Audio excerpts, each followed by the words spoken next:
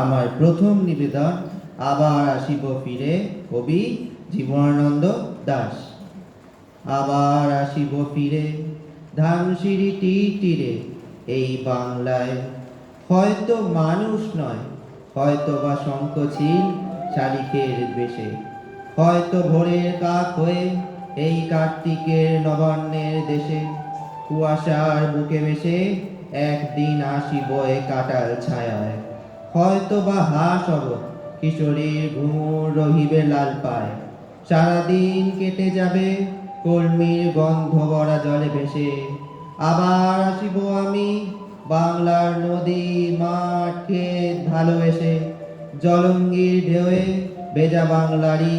এ সবুজ করুণ ডাঙায়, হয়তো দেখিবেছে সুদর্শন উড়িতেছে সন্ধ্যার বাতাসে,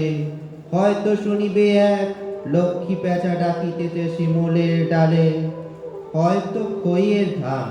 ছড়াতে যে শিশু এক উঠানের ঘাসে,